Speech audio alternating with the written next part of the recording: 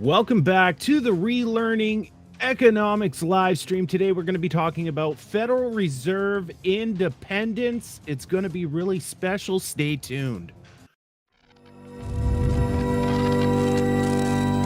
You are now relearning economics.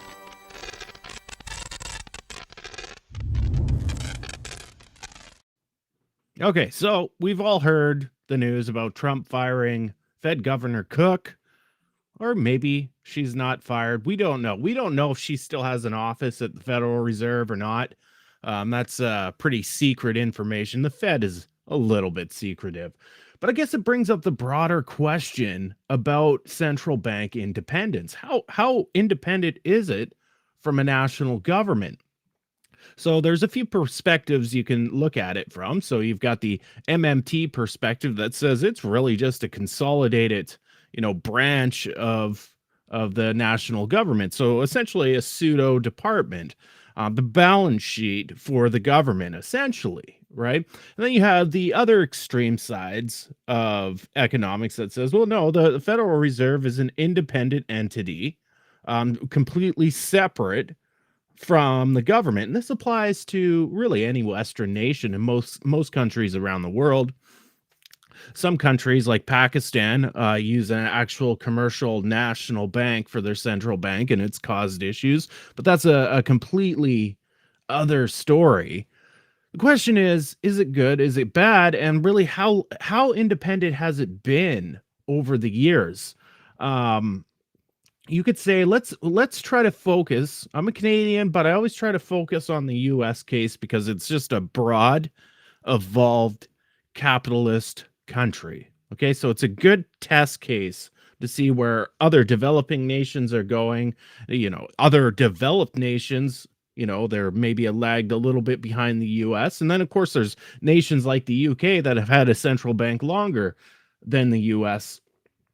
But how independent it is it? So I've got a blog, not me, but guess what? Jonathan Newman wrote it, Austrian economist. It's on the Mises Institute. We'll go through it because it's a bit of a historical exploration of the Fed during the 50s and a bit of an independent crisis. But what does the Fed does? What does the Fed do? Right? What do all central banks do? Well, in the US, you have your dual mandate, so stable prices and keeping unemployment at a good level, whatever the target they choose, and whatever the target they choose for inflation. Down in the States, it's 2%. But there's also a bigger function underneath the surface that, the mainstream media doesn't really talk about. And it's about the settlement of the banking system. That's essentially its biggest job, right? It's providing reserves to provide what's called the Fed wire to the greater banking system. Banks can settle their settlements between each other overnight. In fact, they do it during the day now with the new Fed wire. Just a couple keystrokes and you're sending reserves wherever you want to send your reserves. That's the biggest function of it. So there's that part of it. Okay, and that part will probably always be independent from from political influence. What the biggest reason is politicians don't care. It's not a politically worthy piece of news, right? What amount of settlements or reserves does this bank have versus another bank? It's not going to drive the political needle that much. But what really drives the political needle is interest rates, and to a lesser degree, I would say, unemployment. And that part is very political, and we're seeing that now with Trump, pushing for lower rates, right? And of course, there's the argument, what is interest rate policy, which is the blunt tool, monetary policy, even that effective compared to fiscal policy? And of course, ever since the 70s, right, and the crisis of the oil shocks, fiscal policy has been kind of sidelined as a dominant tool for national economic policy, and it's shifted over to monetary policy. The question is how effective it does it, behave, right? We all know that adjusting the cost to firms via interest rates is going to have an effect on the economy. But what is the true effect, right? You can't just draw. I did a post yesterday about the Laffer curve. I wish we could spell it Laffer, like literally like laughing, ha ha ha. But anyways, it's Laffer.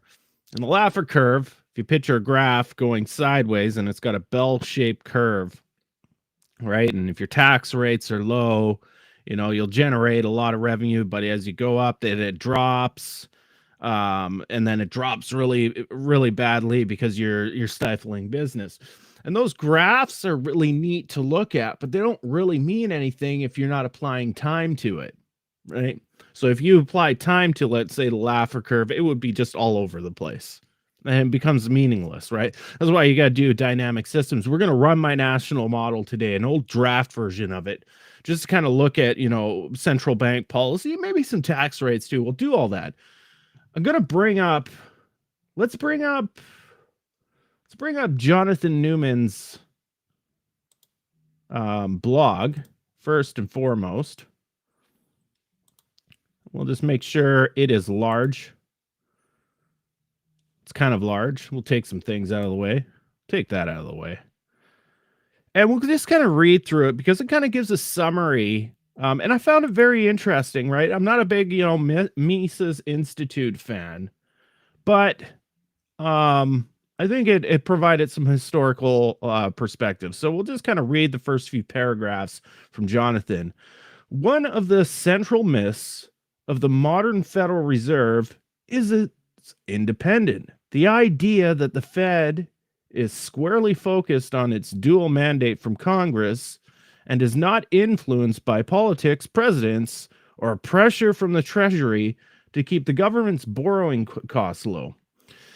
In a Q&A after a recent speech, Fed Chair Jerome Powell said, generally speaking, Fed independence is very widely understood and supported by Washington and Congress where it really matters. The point is, we can make our decisions, and we will only make our decisions based on our best thinking, based on our best analysis of the data about what is the way to achieve our dual mandate goals, as best as we can serve the American people. That's the only thing we're ever going to do. We're never going to be influenced by any political pressure. So on the surface, that's basically the rhetoric we've always got from the Federal Reserve and most central banks around the world.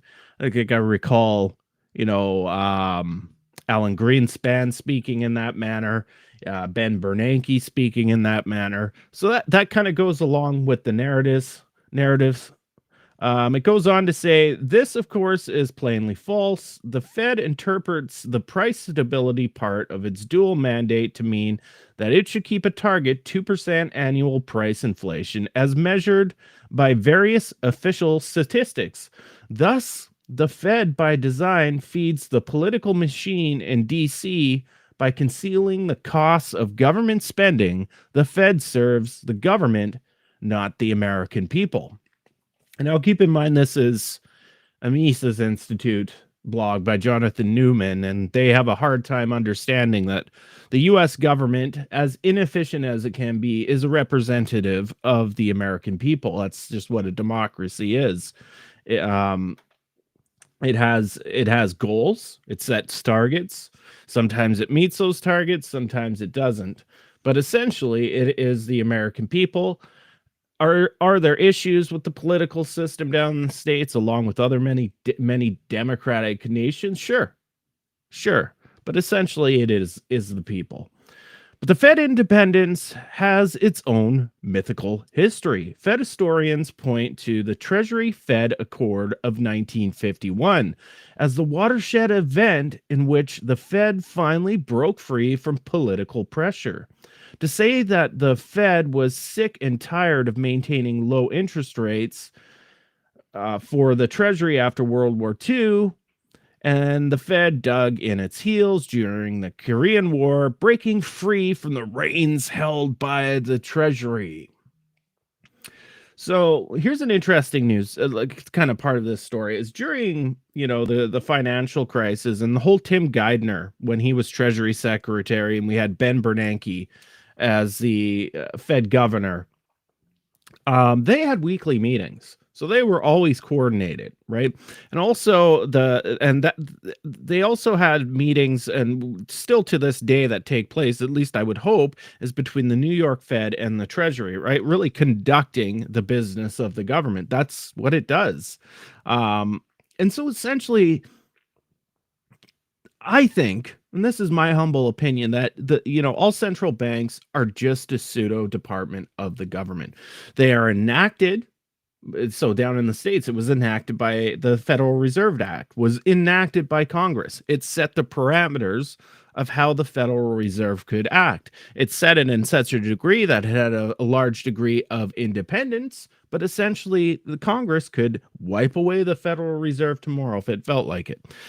Trump could push to wipe away the Federal Reserve if he had the support in Congress tomorrow if he liked it. Now, obviously, that would cause some great instability in the U.S. Economic system. Up here in Canada, what we do is we acknowledge the Bank of Canada is wholly owned by the federal government, and in fact, our finance minister, equivalent to the Treasury secretary down in the States, has vetoing rights over any decision made by the Bank of Canada governor. It's that simple. It is an arm of the government.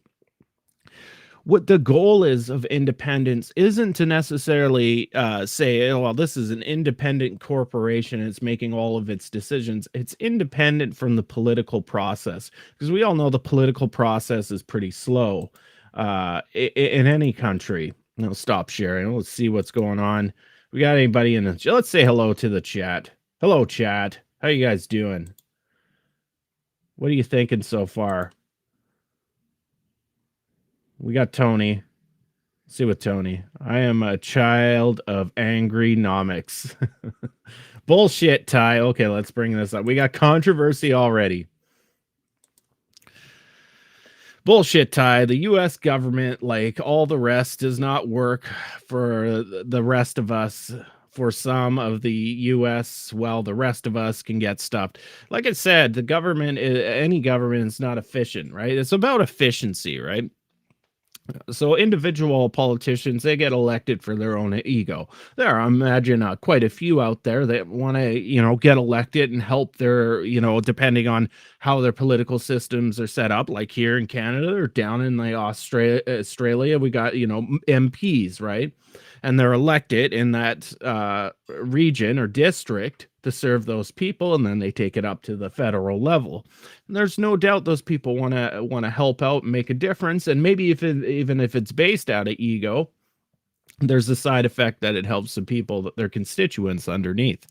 So no, I completely disagree with you, Tony. 100%, right? The whole point, if you don't have people, you don't have a government. That's the whole thing, right? It's a symbiotic relationship, even under a dictatorship, right? Even a dictatorship, the atrocities that you'll find in a dictatorship, right? There is a symbiotic relationship between the people and the dictatorship because they are one and the same. That dictator came out of that pool of the population. By no means is it efficient in serving the people, right? And that's when you step into like democracy. By no means is the perfect system or efficient, but it does serve the people. We've become so accustomed, since World War II, and our generations have not faced a global threat like that. So we've kind of moved in it's termed a lot, the American prax. And it's kind of like the Roman prax, right? Where we have expected this kind of Western dominance for so long that we've become complacent to what real threats are. Right. And so we turn in on ourselves and we look at the government as a real threat, or we look at the neighbor as our real threat. And sometimes it's rightly so. Like there could be inefficiencies from your neighbor. There could be inefficiencies from your government. But it's not some big evil organization, right? As if we were to tomorrow step into World War III, and hopefully for the love of God we don't, because we have nuclear weapons now, we wouldn't be turning on our own government saying, oh, they're against us. We would be siding with, we would become one and the same. So it all comes down to perception in a lot of ways. So I'm not saying, you know, every congressperson's a great person and they're not doing politics for their own ego, or an MP in a parliamentary system isn't doing it for their own ego. And I'm not saying that there aren't people out there and politicians that are doing it because they truly love the political process, they truly love the country they're in, and they truly want to make a difference, right? So you get all walks of life in the political realm, and that makes up an institution. That institution doesn't exist without the people, right? It just doesn't, right? So it's a symbiotic relationship. Can it be better? Yes. But to say that, you know, it's some evil and they're out to hurt you and they're not helping it, yeah, you can't help everybody. That's just, it's a dog eat dog world, Tony. Right? If you really think about it, we're only like, you know, 3 big global disasters away from running on the plains again, right? And complete anarchy. So it's actually an amazing feat that we are where we are in human civilization, you know, over 100,000 or maybe 200,000 years. It's quite amazing, right? That we haven't destroyed ourselves yet, and we do have those institutions. What else do we have here? Douglas Duell is in the house. Douglas, I'm almost finished my book, and I think you're one of my full Patreon subscribers, so I might put your name in my book as a thank you. I gotta reach out to all you guys, all the full subscribers, and get your permission to do that, to put your name. So I'll reach out by email. I find it interesting Japan did not raise rates, and more or less to prove that the Federal Reserve policy really probably doesn't matter vis-a-vis inflation. I'm going to run the national model here in a bit because that is an important aspect that I want to cover, like from a dynamic perspective, you know. So of course there's the left economic camp that says, well, interest rates don't matter at all, it should be zero. The MMT says they should be, you know, we should do ZERP. And of course there's the right economic camp that says, no, inflation does make an effect. Just look at after the pandemic shocks, we raised rates and inflation went down. Of course, that's a story about supply constraints ceased and inflation went down, and rates went up because inflation went up. So it just followed inflation. There's a whole argument there. But when you model it dynamically and you're modeling it as a structure, you're interconnecting all the structures, you do see that monetary policy does play a role. Probably not as strong as the right side of the economic community would like to admit, and probably a lot more than the left side of the economic, ecosphere would like to admit.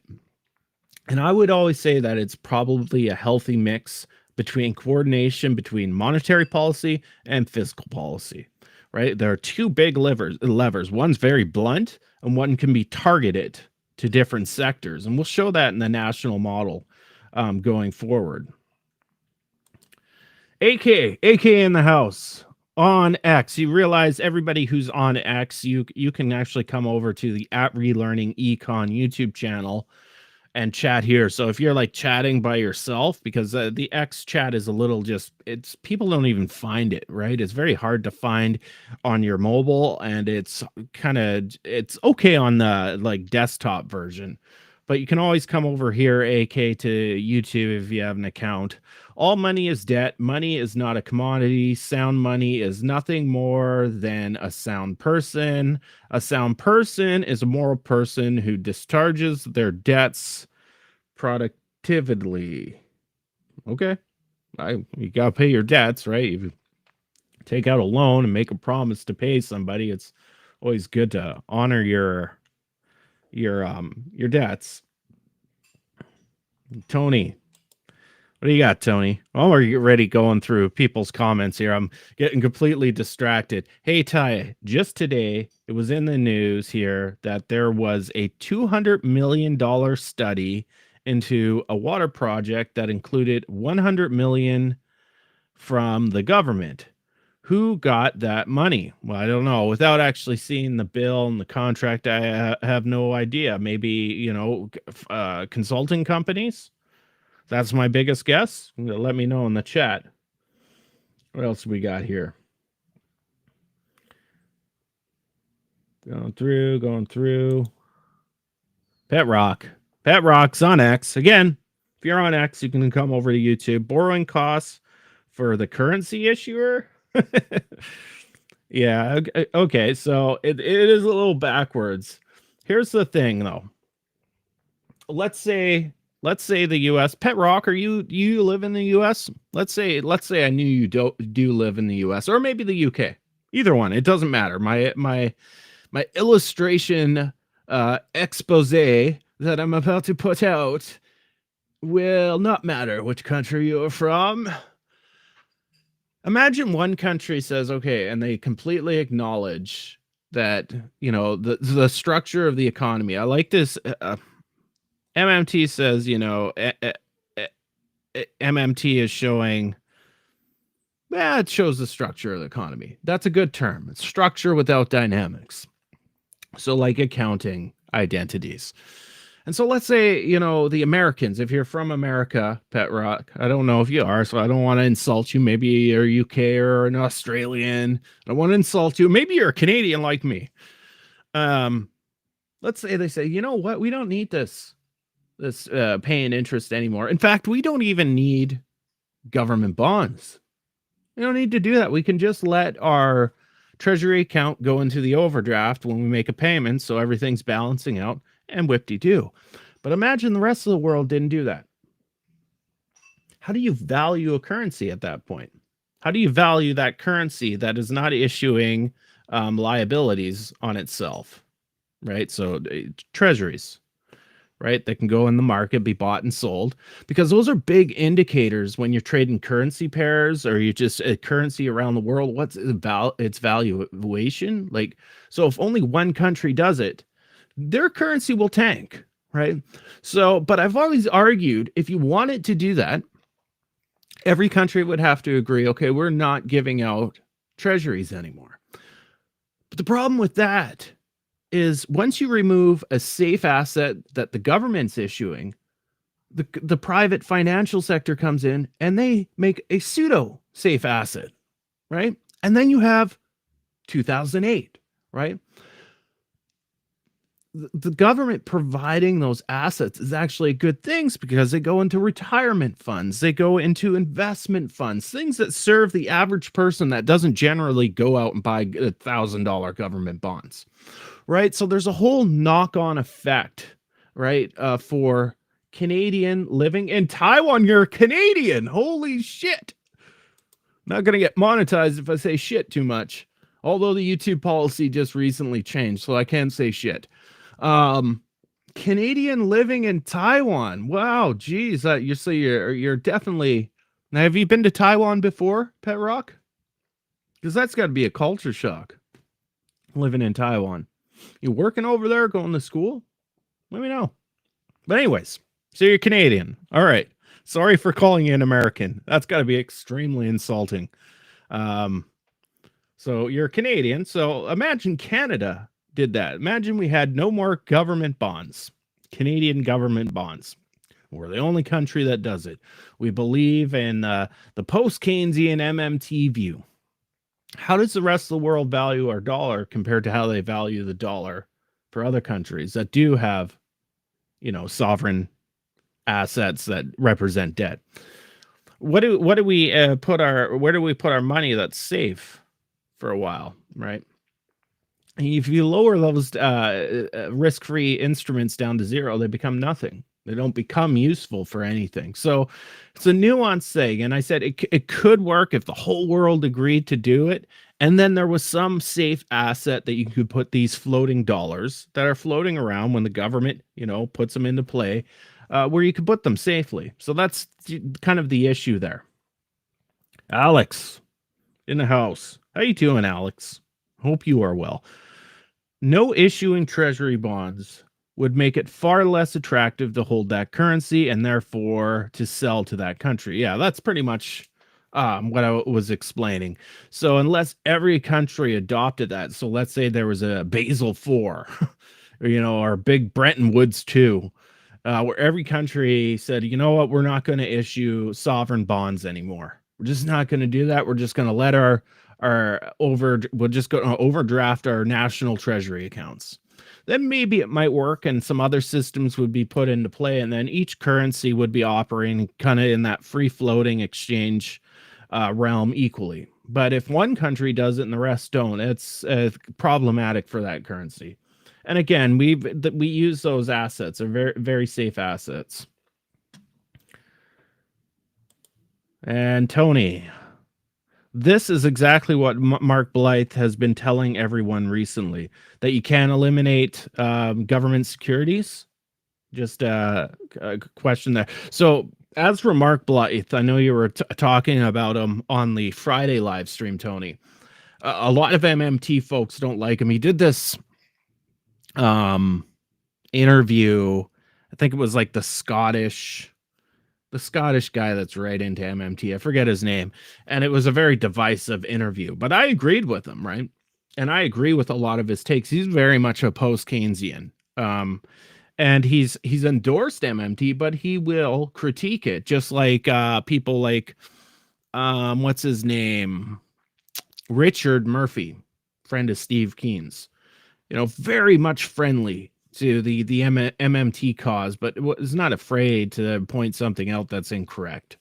So if that's what you're talking about, Tony, I'd be interested.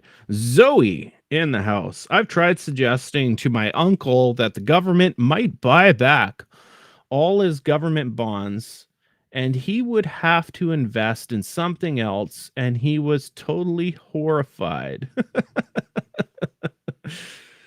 The question is what else could be? Can we trust the private sector to create such a safe asset on par with government securities that people and big investment trusts could put their money into, that are often reliant on like pension funds, right?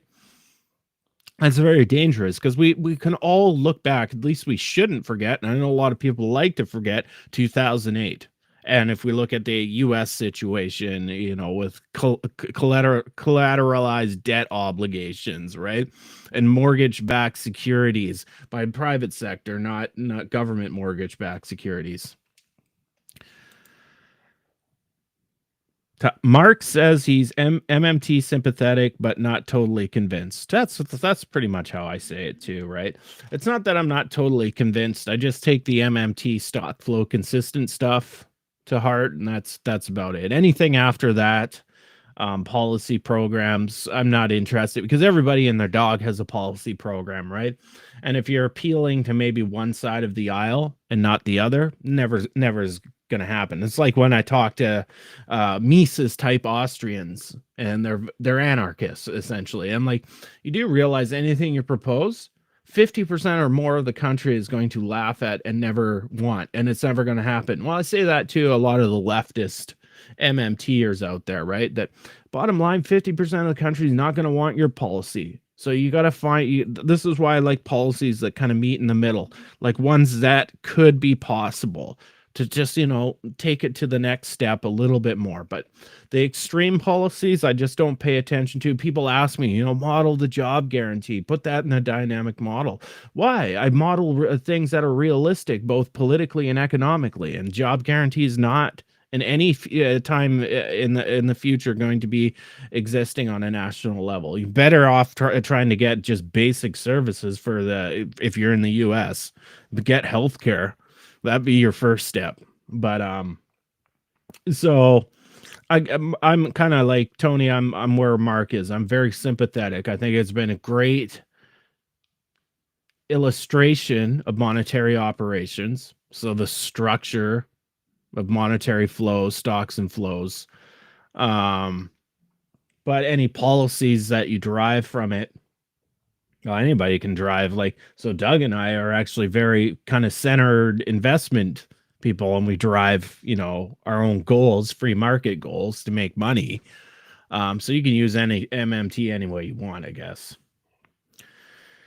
I've gotten distracted. Now I wanted to do a little exercise with the model, and just kind of run and see, what policy rates do, what tax rates do. I was just going to run the model for like 30 years. So run it very slowly, and you see what the model does. we'll talk about, central bank independence, which I think we kind of covered that right away. Like they're not independent, and they never have been, and they never will be. But their operations, they are set aside. They're different than the Department of Education, let's say, right? So they don't have like a direct minister over top of it, right? They set up their own structure, and that's to avoid, the political pitfalls of elections, right? Different parties coming in and out and creating, a little bit of complexity to monetary policy that shouldn't be in monetary policy. Adrian, what do you got here? The U.S. Central Bank should be a department or agency of the Treasury, like most countries, period. Yeah. And I covered that earlier about like the U.S. Canadian perspective. So our finance minister can override the BOC governor, and he owns the controlling share in the Bank of Canada. And so it's very easy to say, well, this is just a pseudo department. Right. So, in that point, I agree. But the flip side, the operational part of monetary policy, and in the beginning of the show, I said, we got the big like dual mandate, like inflation and employment. But really, those are just the mainstream surface, BS parts. The underlying part of central banks or monetary authorities is managing the settlement system underneath between commercial banks. And that part should always be independent. I can't see a political party managing that. I can't see votes going through a Congress to make those adjustments on the fly. I just don't think that's a realistic possibility. Let's bring up the model. Let's run the model here a little bit. I'll share screen. It's gonna be a window. Share. And I'm out of the way. We'll take down the relearning econ window. So we can start this run. Basically, I think we'll set it up where we have like 1% household spending. So the government's directly giving the social programs. And then government spending into the business sector will start at 1%. We'll have a tax rate for firms at 1% on their profits, rich people 1%, financial sector 1%, and households 1%. We'll start our policy rate. So this is the stated policy rate at 3%. And we'll have the government or the central bank purchasing treasury assets at 25% a year from the financial sector, i.e. primary dealers. And we can screw around with shit. Go back. Obviously, a lot of people, this is a draft version of my national model. Of course, that's been now since calibrated to the U.S. economy. You can kind of see all its dynamic aspects. These all interconnect with each other. Each module is interconnected with the other module. Foreign sector here, monetary authority, government, federal government anyways, price and interest structure, etc. We'll just run the interface here, run it really slow. So everything's endogenous. So the business cycles are generated by the structure of the model itself, but we have these exogenous parameters up here that we can adjust and influence the economy. We also have some shocks down here. We can have a productivity shock, population shock, capital utilization shock, which is essentially was COVID-19. Maybe we'll introduce that shock here in a moment. We'll run this nice and slow. So let's say we have a policy rate. We want an inflation targeting at 2%, which is, let's say between 3 and 1%, which is the red dotted lines. We're a little bit high. So we could say, okay, well, we want our policy rate to go up to 3.5%. See if we can bring that down. We'll make sure that we are inserting enough reserves or settlement balances into the system. See, growth is pretty high right now. So nominal growth is at 10%, but that's because we're in an inflationary period. But real growth is up at 7%. So we don't need much government spending here. We're running a little bit hot. Say, okay, the policy rate now, we're almost a year into it, will go up to 4%, the policy rate. And the policy rate now is essentially controlled by interest on reserves as your floor and your discount window lending facility at the Fed, which is a ceiling. And inflation is a little bit stubborn. I'm going to just purchase some more securities. Now that's the central bank purchasing security from banks, securities. Inflation stubbornly high. So all these interest rate adjustments aren't working out because guess what? There's a dynamic private sector economy going on in the background, right? So an interest rate now doesn't work as an interest rate later, and it actually changes day to day. So you'll never find a natural rate. Things are getting out of control right now for inflation.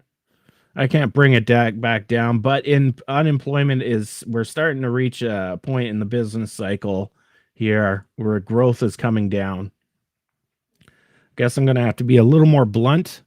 See if monetary policy can work. I'll go to 4.5%.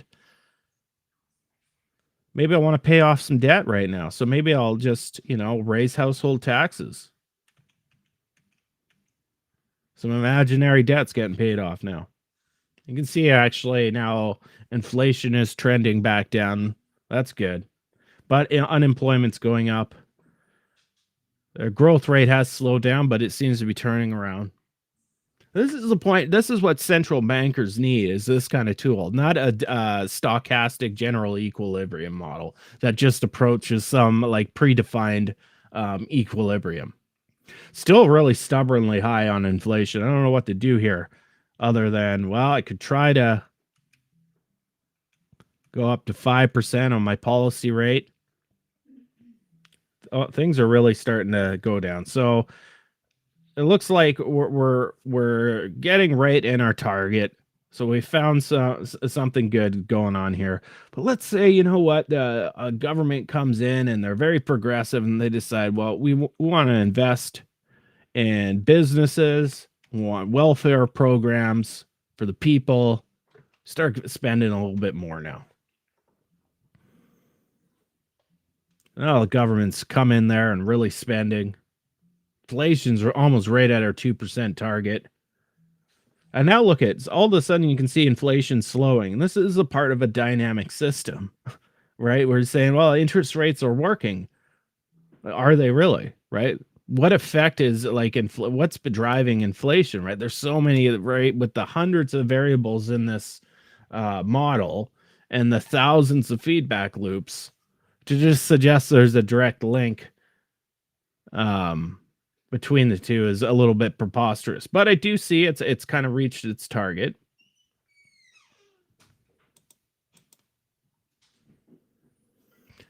Unemployment's coming back down. That's a good thing. That might be inflationary going down the line. And you know what? I'm saying, okay, it's there's a trend downwards here. So let's say I want to cut. I want to cut right down to 4% on the rate. You can see these rates here, the interest rates, right? There's a pseudo bank interest rate, the red line. That's what customers are getting from the bank. The interbank lending rate, which is what I'm setting right now with policy. And then a collection of bond yields that floats above and below that policy rate. It's an aggregation of all yields. And you can see monetary policy is blunt. It does have an effect on inflation, but I dropped it a full point. Not a whole lot happened. And you can say, oh, look at you, you're in some equilibrium there. But no, it's going to get, do what it's going to do. Well, let's say, another government comes in and they're like, you've spent a lot. We need to raise taxes. We got to balance things out. We'll raise to 2% for firms, capitalists, and in the banking sector. Down here is your debt to GDP ratio. So the solid line is private debt. The dotted line is public debt. You got your shares of income here. Remember, we've only gone through just about 4 years in this run. We can look at how other parts of the economy are doing, right? So the household share of income. We can look at firms.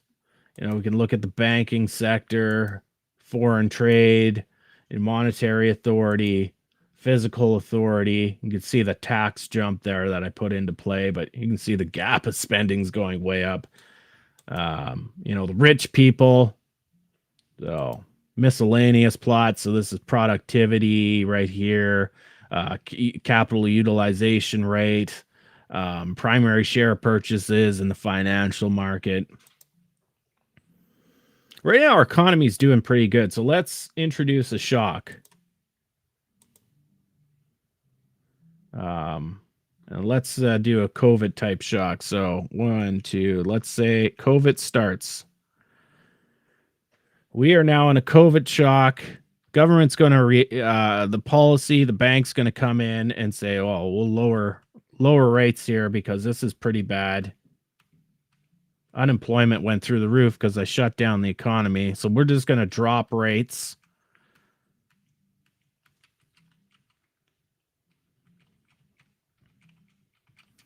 Drop them down to 0.1.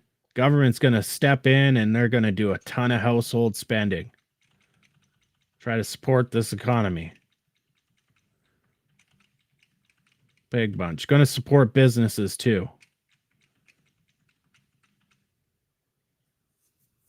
So we're in kind of a little COVID lockdown. That's what I've simulated here. And I decided, okay, a lot of lockdowns are going to start to be turned off. Businesses are going to be instantly allowed to come back online. So now the emergency's over. Same thing we saw in COVID, spike in unemployment. Output's coming back as everything comes back. Now we've introduced a bit of instability in the system, which is always fun. You can see bank deposits shooting through the roof there.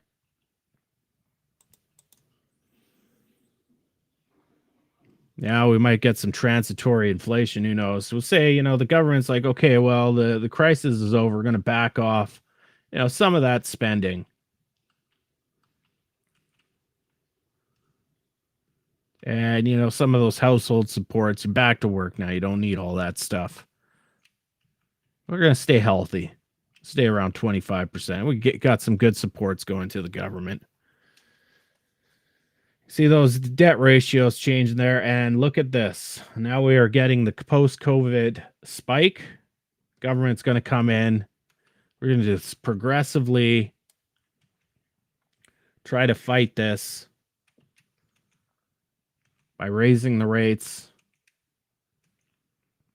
As you can see, it has an effect. Like, we can say, well, rates don't have an effect. They're just a blunt tool on the economy that can be very destructive, right? So I might now, what we'll create is an overshoot and collapse situation where I go, rates are too high, and actually this could become detrimental in the future, right? Or it could send distributing funds to, let's say, rich people, and they spend it. They have a high propensity to consume, and it actually keeps inflation up. So I'm trying to fight inflation here. I'm raising my rates. I've lowered government spending, the old neoliberal aspect. And we want to, get back some of those funds, and we're going to tax households. Put up to 11%. Now things are getting a little funky, right? So now we're probably risking deflation here. You can see what a shock does to the economy, right? And how hard it is to get out of that shock dynamically, because you start getting into this instability where these extremes in the business cycle. And this is exactly where we kind of got with COVID. Now there's different parameters. I'm just lowering my rates, kind of like, the Fed lowered finally after holding steady for a little while. We're kind of right at our target rate. let's say we want a tax break. Government comes in and says, we're giving you a tax break, big, right to the households. And they say, you know what? We need more government spending. We need to help businesses. We need to help households. This is all after this, theoretical shock we introduced to the economy. And you can see that our inflation, if we're really targeting it in this kind of little simulation run between the red lines here, we are getting close to being below 1% and outside of our target range.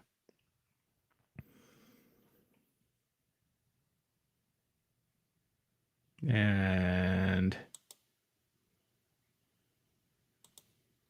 see, there we go. Model's still running.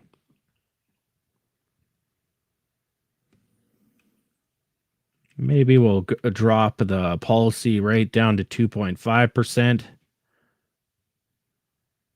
Seems to be stabilizing everything, and we kind of got through a crisis, right? We got through that shock that I put into play, right? And that's why economists should be using technology like this. Central bankers should be using technology like this.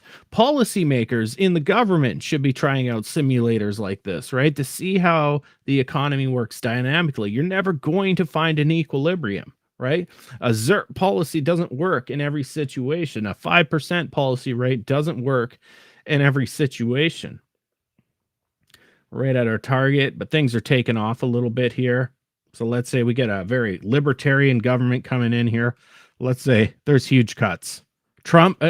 Musk was elected president of the world, and he's cutting now, cutting household way down, cutting government spending way down. So this is going to be a shock in itself. He's going to start charging a higher tax rate, but he knows rich people that they'll vote him out, so he's not going to tax them more. Maybe bump up tax rates for the financial firms, and maybe tax rates for productive firms. Bump up the interest rate if the central bank would see above target inflation.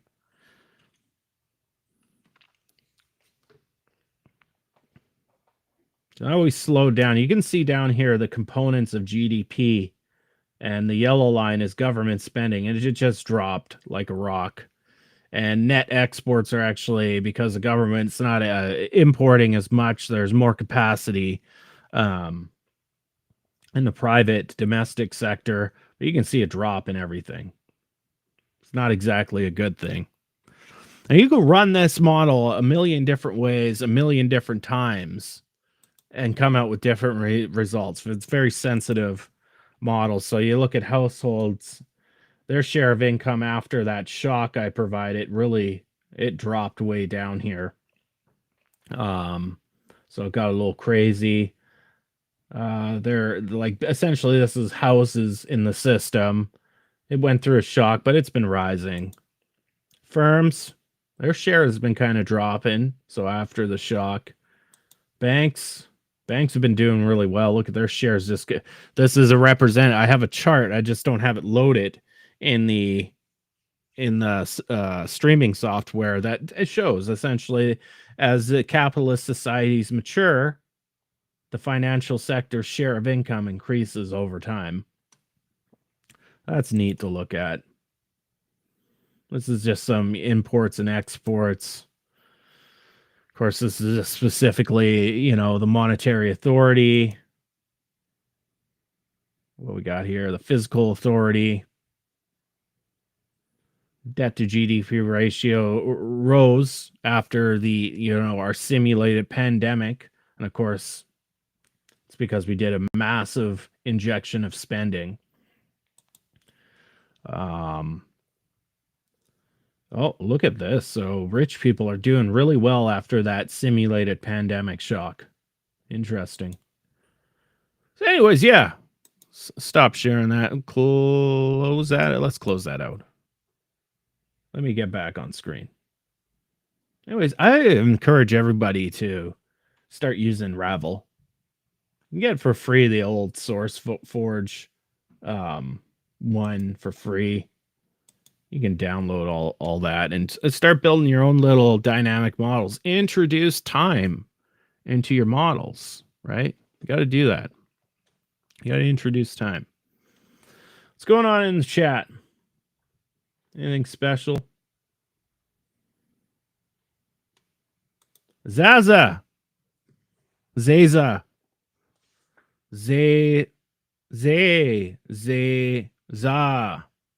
One day I'm going to figure out how to say that name. Glad you're here. It's good to see.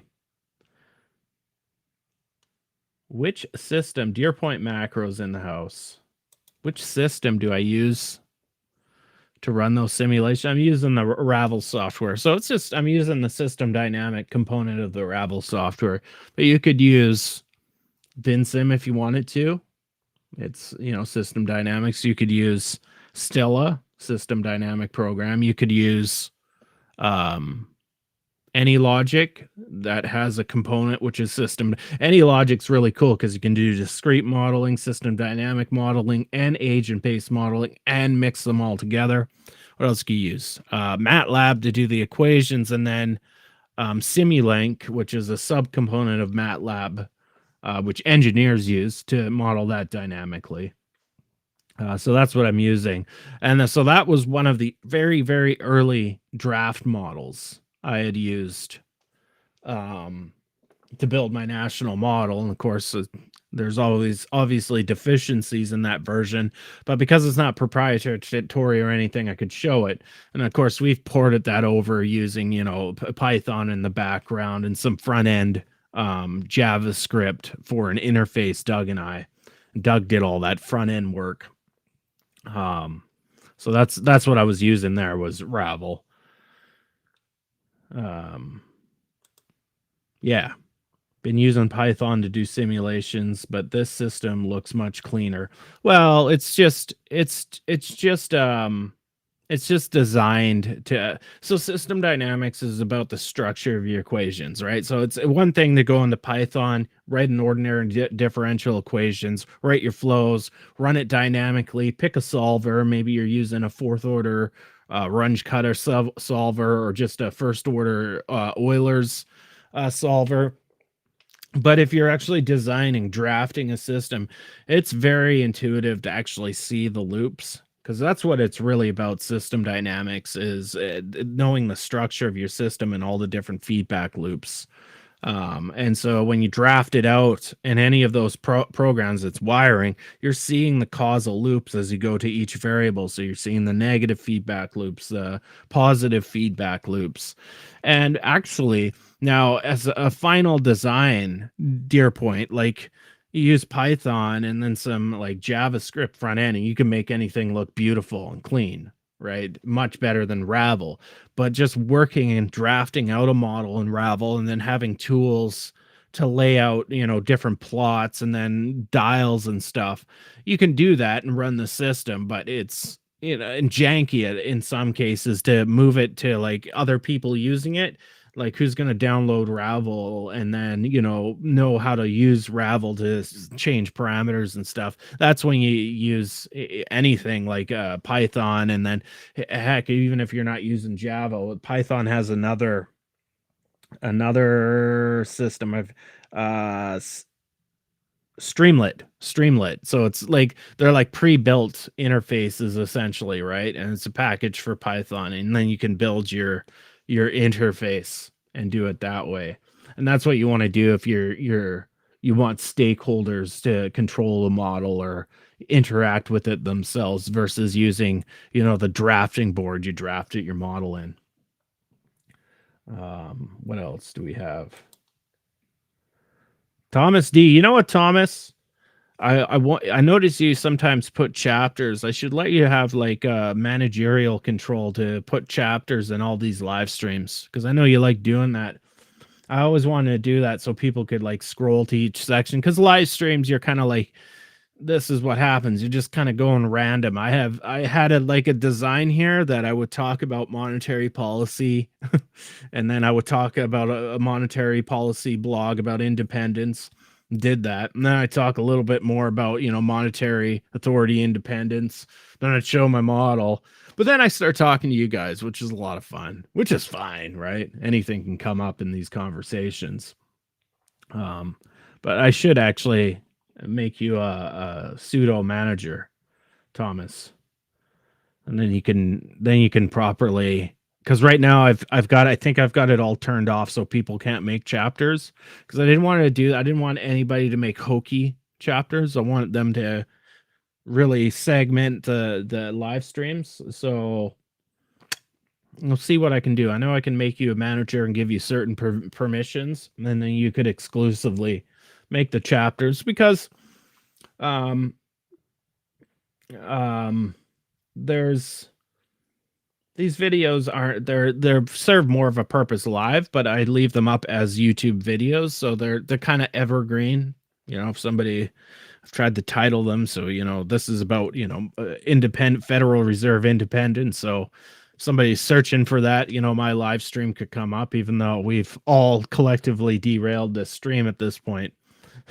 So, but I'll look into that and somehow we'll message you.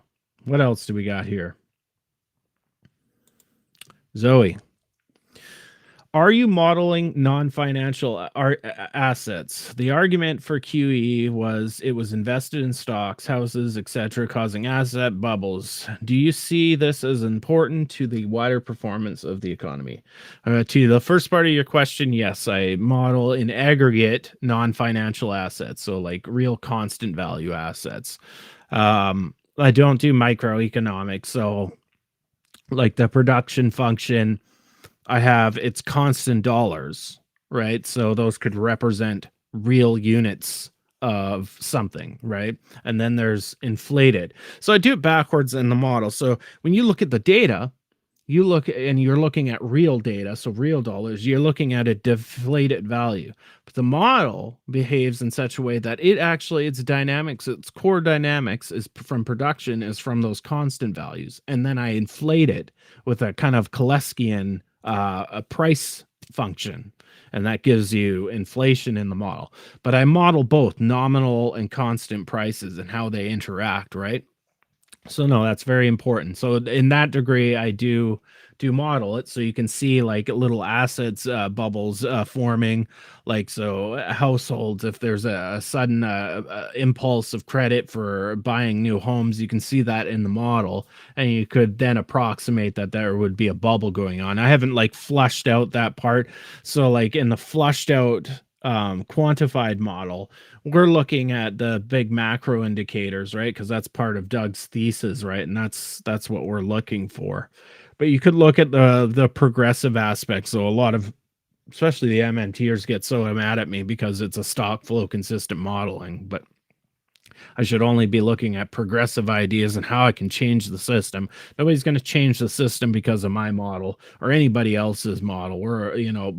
Unfortunately, here's the bottom line with that is too many rich people are making money, and they're going to keep making money, and the system's not going to change in that regard. But you can nudge it in certain ways, to try to make it better for the bottom half, I guess. Right. And if I can achieve any of that, I will. But the world's a big place, and it's leaning on me a lot more than I'm leaning on it. What else do we got here? As I see it, this channel only does live when you have 10 to 20 minute pieces. Create a new channel, otherwise the algo will wreck you. As I see it, this channel only does live when you have 10 to 20 minute pieces.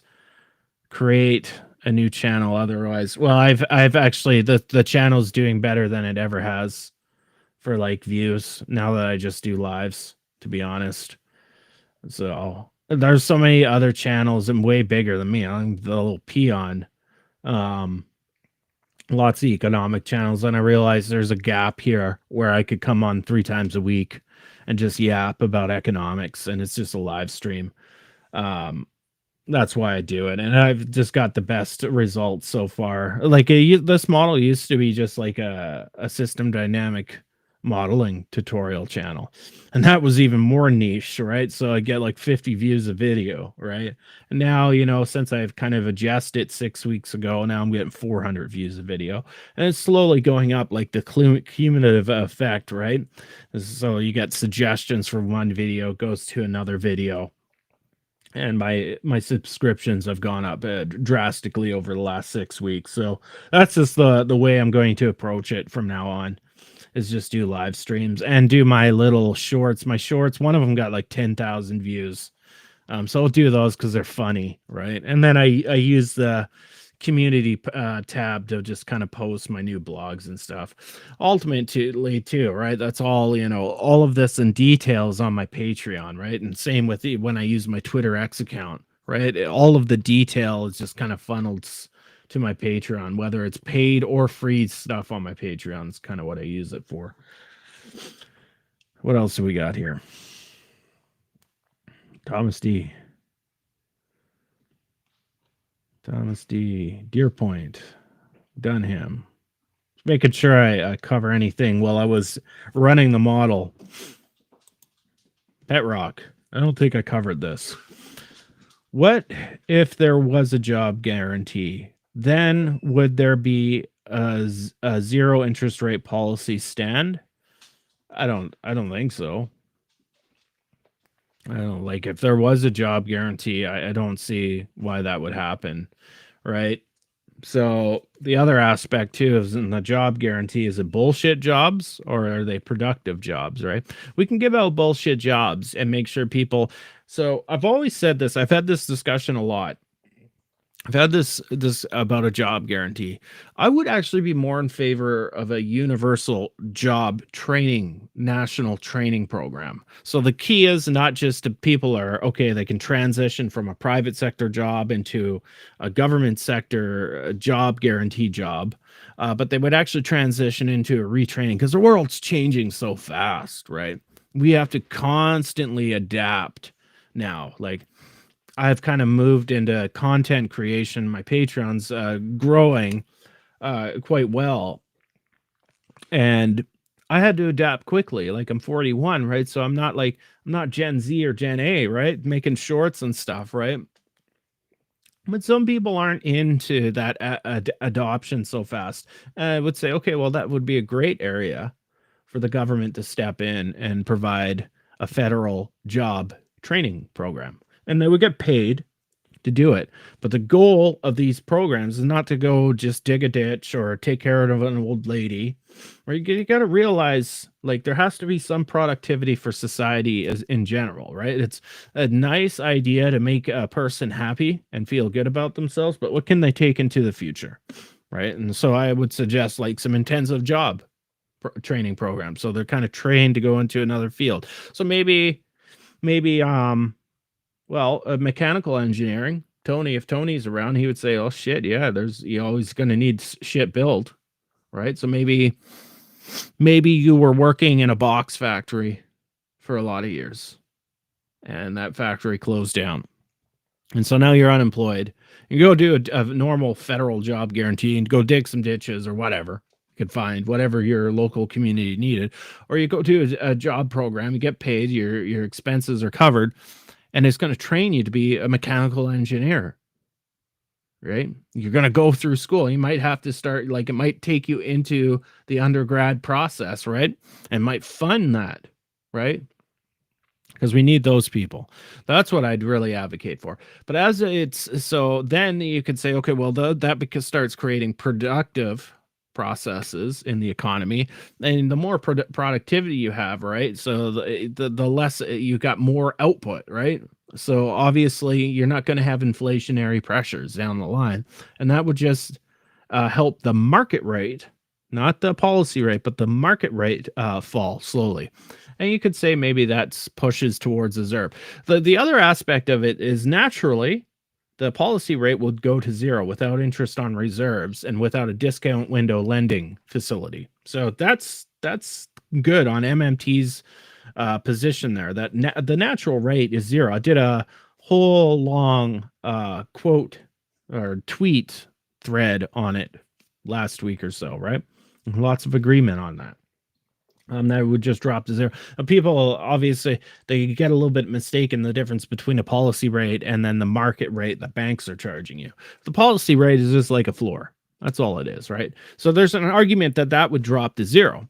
Now MMT said you should just have it drop the policy rate to zero, and the market rates will do what they do. This won't be a floor lifting them any higher, right? The post-Keynesian perspective is there is no natural rate, so similar to MMT, but they're not suggesting that it should be zero, right?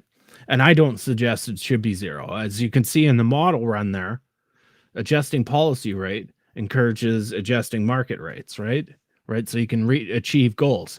But those goals are not static, right? You always have to keep on that, right? You always have to be analyzing the economy and analyzing it in a dynamic way, not a static equilibrium way. What else we have here?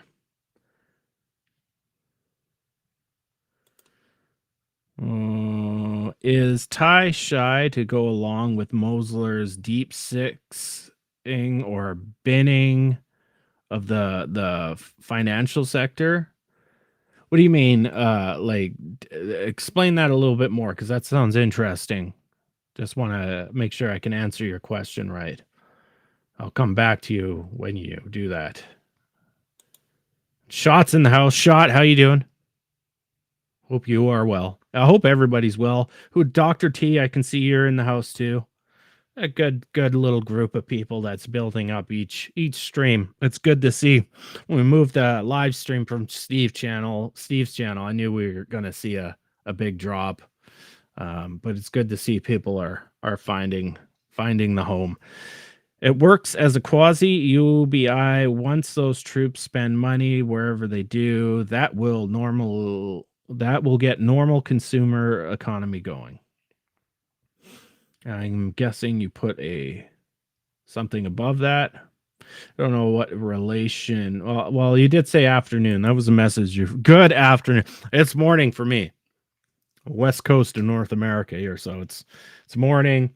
I have a cold bottom of coffee cup here. Anyways, let's see if did we get a response on Adrian? No. I really like to know, do you mean just crushing the financial sector or doing away with it? Because I do have a response for that, but I don't want to waste your time with the incorrect response if you had something else in mind.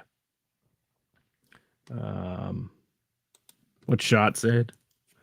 There's no need to give people a risk-free source of decent interest payments. The political history of the policy shows the truth as well. See Kenneth Galbraith at the Fed.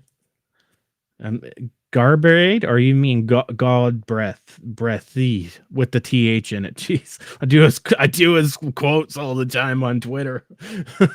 Is that who you mean, or is that somebody else? Oh, here we go. Okay. Deep sixing means reducing the F sector, financial sector, the bookkeepers, runners, law, compliance, accounting, etc. involved in those roles. It's all a keen to Keynes digging holes and others. Okay, so that's exactly what you thought. So my thesis and Steve Keynes' thesis is the growth of the financial sector, and you can look at this in a chart, is the decline of the household sector share of income, right? That is problematic, right? And meanwhile, the productive sector, it could be big corporations or it could be small mom and pop firms, the people that make things that are useful, that we want in our society, they're just kind of staying steady. So there's this illusion of growth. I do agree with that. Now I've moved in so I quit my job as a production manager at a large factory a few years ago. And so I went into day trading. It was my first foray, and I, picked up, the partnership with Doug, and of course my Patreon's kind of taken off too, and so things are working out that way. So to a lot of degree, the ease of entry into the financial sector for the average person is increased. I wouldn't want to lose that. I'd want to be able to trade. I like that. Now, trading's very dangerous. I'll put that out here as a disclaimer. Trading is not for everybody. It's actually 98% of the people that go and trade lose all their whole fund, all of them, like day trading. It's not hard. It's glorified gambling. You use risk management to limit your losses instead of gambling to maximize your profits. That's my disclaimer. But the financial sector has grown too large, right? And I agree. I agree with that. And how we do that is partially could be a ZERP policy, because bottom line, the ZERP, right? If it's anything above a zero interest rate policy, that means all rates of down the line in the economy are a little bit higher. What are rates? That's the profits for the financial sector, right? So a high rate environment is actually good for banks. Obviously, everybody can figure that out. And a low rate environment is a little more problematic for banks, right? And it's telling because we saw in the 2010s with a low rate environment, we didn't really have a lot of growth, right? And that's kind of, especially in the US, it's kind of telling, that the productivity, like real output in the US, it's problematic now.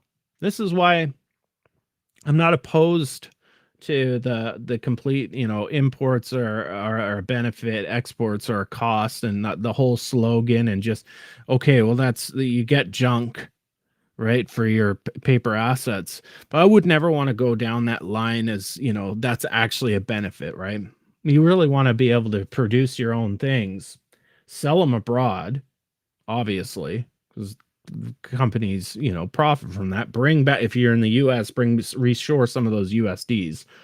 I'm kind of going off topic here, but that's problematic in the sense that the financial sector does not produce anything of real wealth, but it is an entry, like it provides accessibility, capital for like productive entrepreneurs. So we got to keep that. If we're going to crush the financial sector a bit, we got to be able to keep the good things, the oil and lube. I'll make car metaphors here, but we got to keep those aspects out there. Right, but there's philosophical changes that we could impose. So this would be a good thing for national governments. Instead of the emphasis of banks creating loans for second mortgages, the emphasis reshores itself to banks will provide overdraft accounts to productive firms. I ran a small business, so I know how hard that is. More business loans, right? So productive business loans. Right now, credit is basically created because, you've got a big house, you'll get a second mortgage, right? And that's not very productive. So those are the things. It's not even maybe the size of the financial sector, but how the financial sector interacts with the non-financial sector, right? So maybe the first approach isn't to crush the financial sector, but it's to change its behavior. So it's actually helping the productive parts of the economy to grow. And that way, naturally, so as that the financial sector grows, it's actually going to start helping the productive sector, and it's the productive share of income actually goes up, and then the financial sector goes down. The productive sector's income going up obviously is going to help the household sector. So that's like one aspect you could look at it, and that's a huge part of Steve Keynes' thesis and his 1997 doctoral thesis, right? Is that income distribution being skewed because of the growth of the financial sector. So that's one way you could approach it. What else we got here? AK, IPOs, initial public offerings, I'm assuming, might provide capital, but trading stocks on the secondary market. Yeah, so, and that's what I do. I'm not claiming that, my secondary operations, just trading stocks with other people, are providing capital with other for companies like an IPOs. I know that. And then you could say, well, is day trading, should it be outlawed? No, because we live in a free market, right? Can't just blanketly say you can't trade the instruments you purchase at any time you want. Can't do that. Can't do that. You have a free market society, or you're going to have capitalism, or you have a free market society with some strong regulations.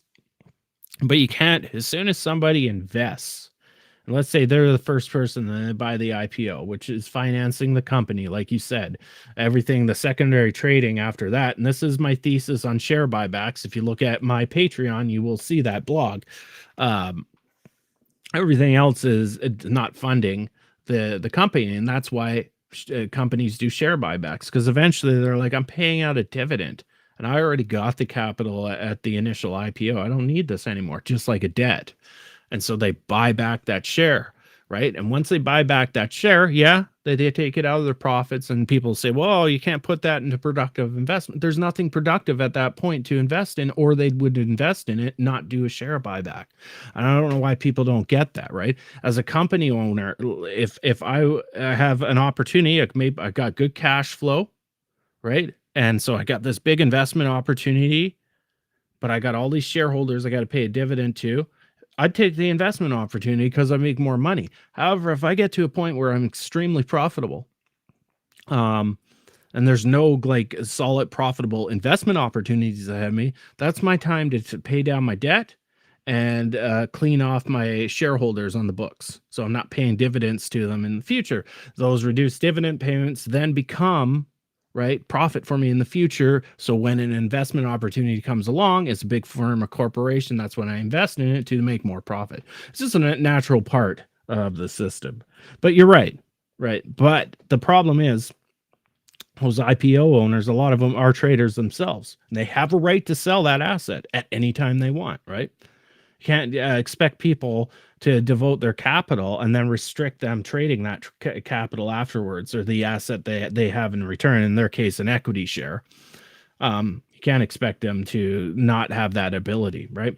Or we just completely stop that. And then you're like, well, the next thing you target is venture capital, right? Can't trade venture capital, right? One private equity,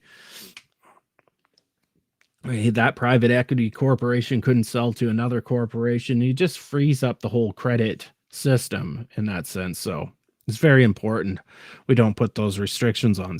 It's not the trading or the operations or necessarily the size, but my biggest complaint would be that we're not providing easy finance to firms, small mom and pop firms, for their overdrafts and their new capital expenditures, where they can go to a bank and get a loan. It's extremely hard. Remember, I ran a business for 5 years in my 20s. It was extremely hard. And that first year, I couldn't even get an overdraft just to cover my payroll, right? So I had like personal credit cards, right, covering my payroll and then paying back my credit card, and was extremely inefficient, right? So that would be my biggest complaint. It's not necessarily the size, although I think it's gotten a little too big. It's how they are leveraging that power and helping the productive sector of the economy, instead of people getting a second mortgage so they can go buy a second house and rent that out and play the asset game and drive up property prices. That's probably not the best idea. I read too much Prairie Merlin. We need to get him on here. And Steve and him talk to each other. I really like him. Now, again, MMT crowd don't like him so much, but I really love his look, especially on international trade. I don't know if you listened to him on any of his international trade stuff about the use of corresponding banks to do trade. Did a whole blog on that, right? To show that, how currency is actually, like, credit is actually created. Like, so if you are purchasing something in the US from China, your bank has an account with a large corresponding bank, could be the Bank of America, right? And so your bank marks down its account, right? And it goes to its corresponding bank. That corresponding bank, let's say, has an account with a Chinese bank. So they just shift the corresponding bank, international, just does a liability swap, on that credit, not reserves at the Federal Reserve, no settlement needed there. And then the bank in China, okay, so it has got an account with this large corresponding bank. It could be like Bank of America, and then Bank of America could be interacting with a more Asian corresponding bank. So there could be a couple daisy chains through the line. And then literally that Chinese bank marks up USD in the Chinese exporter's account and creates some money. Right now, there's settlement in the corresponding banking realm to account for that. But they literally do that. Now, a lot of people don't understand that Chinese banks can create USD credit anytime they want. And they're saying, well, that's great and all for the exporters, but all they can do now is buy financial assets. No, literally that Chinese bank can say, okay, here's yuan. We'll convert it to yuan. Now go pay your workers. Right? Benefit for the Chinese selling all that junk. Right? Because it pays their workers, lifts them out of poverty. Right? And if they do need it USD, like in the 80s and 90s, they had USD to buy capital goods abroad because their yuan wasn't accepted anywhere back then. So anyways, I digress. Oh, you know what? And Warner too. So Warner made a stupid comment the other day. Now he does great. I love his work in commercial banking. Like he did the whole test. Hold on one second. Oh, he did the whole test. I was going to try to look up the paper. Did the whole like a commercial banking, how they create money. I love that stuff. But then the other day he was talking about, and I put a post on my my Twitter ex Twitter, formerly known as Twitter, where he's saying there's been more instability over time because of central banking. And I put a chart of the, at least the US case and then the UK case, and it shows a moderation. So it's actually been declining over time, obviously with the nuance that there was the exogenous shock in 2008. So it was created by the system and private debt. And then so that would be an endogenous shock, so created by the system. And then the exogenous pandemic. Those are the only two blips, but it has the great moderation is a true thing. And he said that. I was a little perplexed. So maybe he's onto something else. But some things I agree with Warner on, and some things I don't. And anybody, this is not Warren Mosler. We're talking about Richard Warner.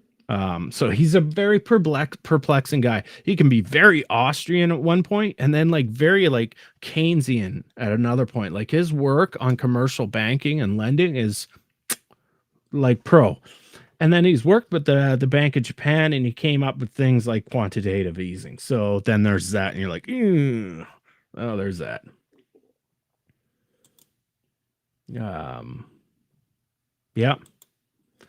What else? Hey, Frank. I haven't seen you here yet today.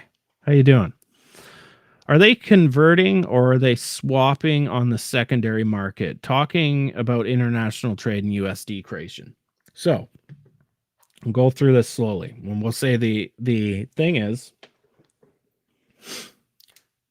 a U.S. person is importing something from China.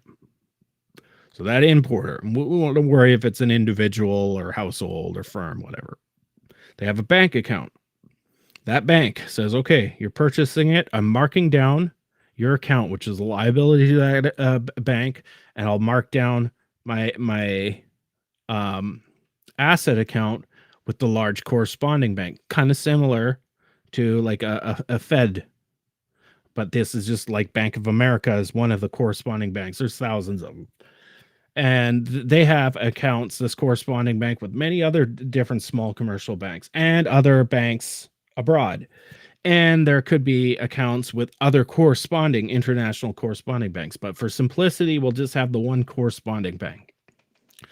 So that corresponding bank marks down that small bank's account and marks up the account where the Chinese bank is. That Chinese bank says, oh, look at my assets just went up in credit, U.S. credit at this corresponding bank. And he sees that it's to an exporter. So he marks up that exporter's account with USD. That's how it's done. Now that account, that exporter can say, okay, I want this money because I need USD to buy capital goods on the open market. Yuan's not accepted everywhere, but the USD is. So perfect.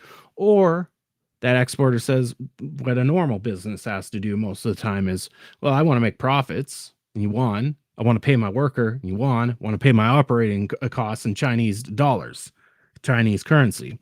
And so they'll just have their bank just convert that for me at the going market rate, and the bank will just swap it out.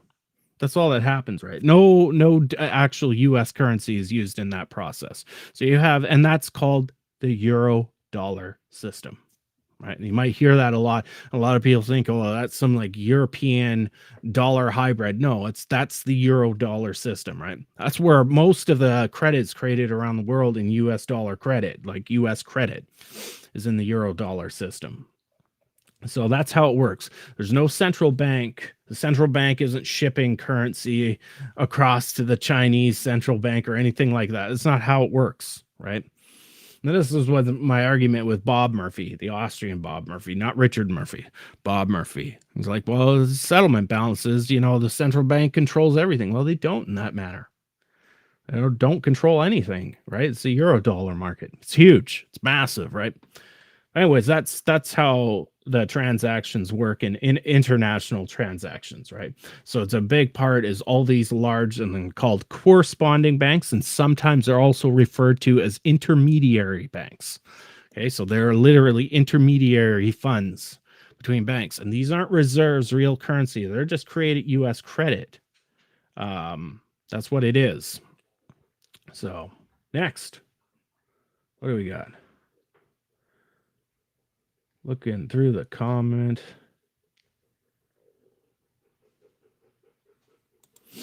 What's Tony doing? You still here, Tony? You should get some sleep, man. It makes you an angrier person. So Tony's in Australia right now.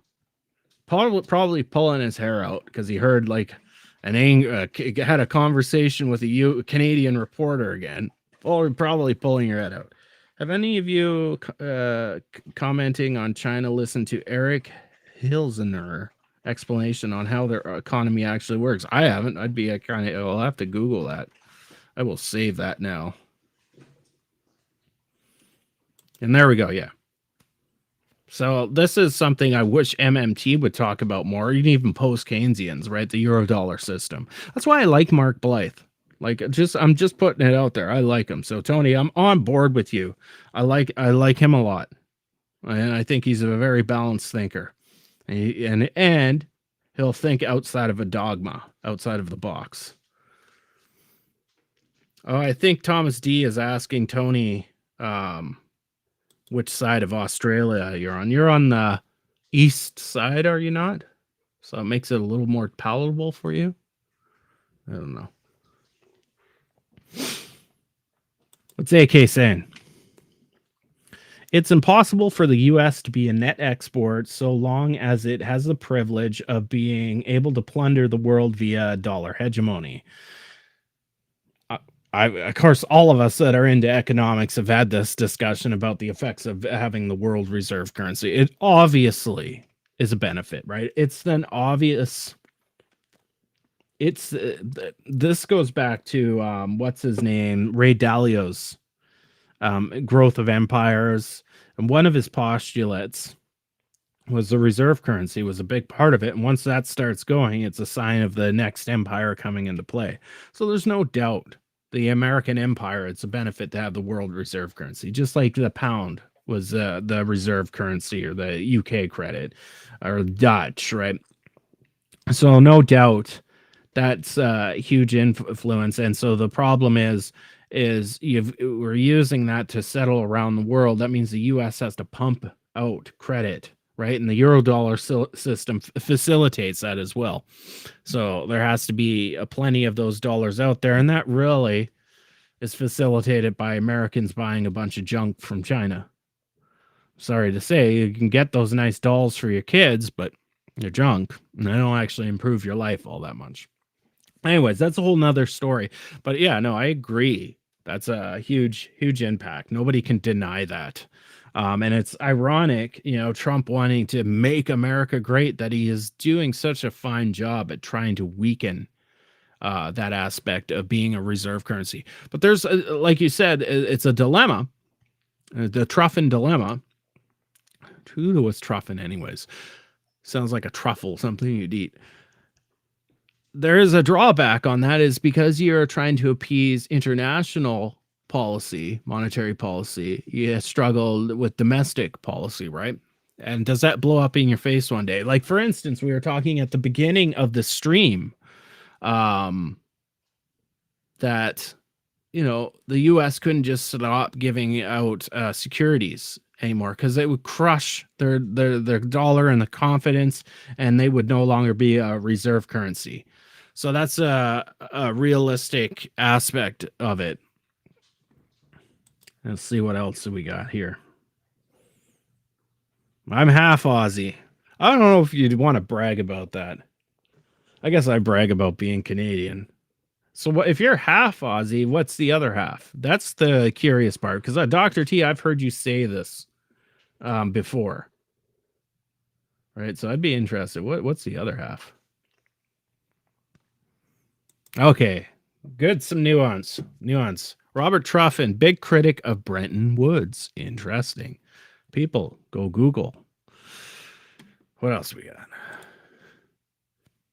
I wonder why Trump isn't doing anything to raise the standards of this junk imports. Just blank policy like central bank rates. Well, Trump's an idiot. I can say that because I'm a Canadian. I couldn't if I was American. But he's an idiot. I don't think he really knows what he's doing. This is what I picture, like his ego and stuff. Like, he's got to be a narcissist. But anyway, somewhere along the line, you can hear it in interviews from long ago that tariffs were his thing, right? And I think long ago, he truly believed other countries were paying the bill for these tariffs. It wasn't just a tax on U.S. Importers.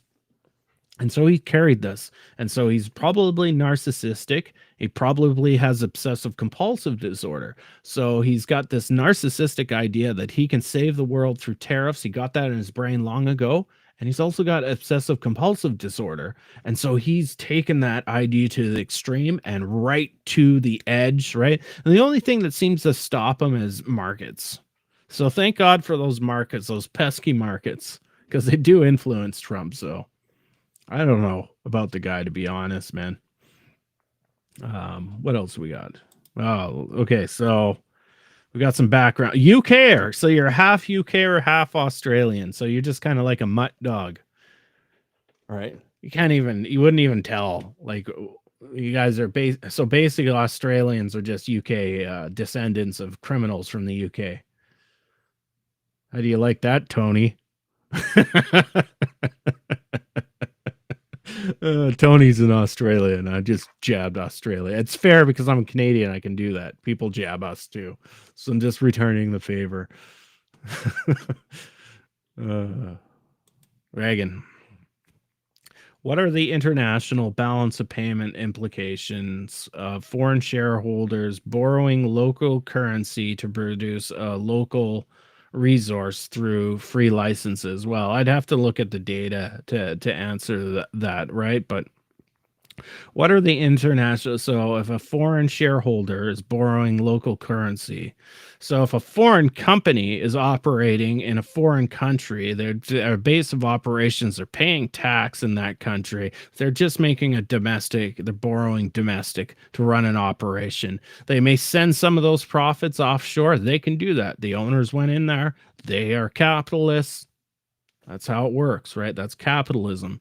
If you don't like that, you get your government to change the policy, right? Where you don't allow foreign influences to come in and extract your resources, right?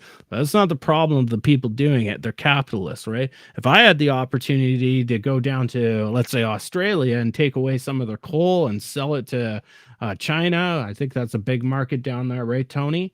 I would, and then I would send the money back to Canada to my family, and I'd take out a bunch of loans in Australian currency to do it, right? So there's nothing wrong on that part. That's doing business. But if you think society it's wrong for society, you can get your government to change it. That's not an economic problem. That's a political problem. So that can be solved that way. What else we got here? Well, we don't need that. Let's see. Reading Dave. Who's Reading Dave? Have I seen you here before, Reading Dave? It's like it's familiar. Does digital currency and material currency cause inflation? I've heard having two currencies in the same market often do. Not that I know of. I don't know what's digital currency, like central bank digital currency, just commercial money on your bank card or tap with your phone, or crypto. I need more information to give a good answer on that. You love Canadians, Dr. T.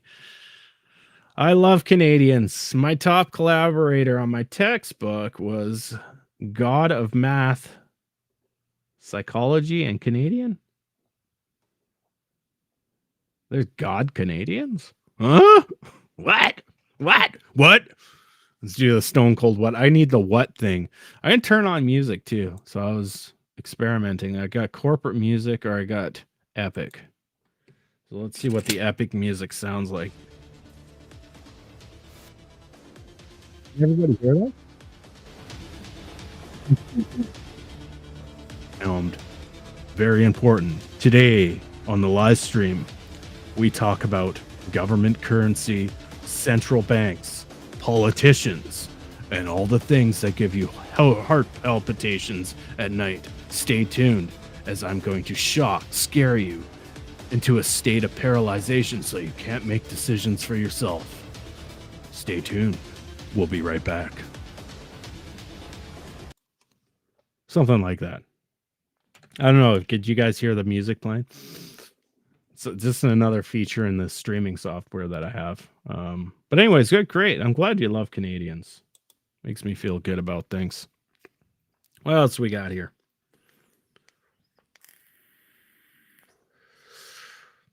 Tony. Okay, yeah. So yeah, gas, coal, iron, just like Canada. You know, you've been here, so that's why actually I love Australians, because it's like our southern hemisphere counterpart. Our economies are very much alike.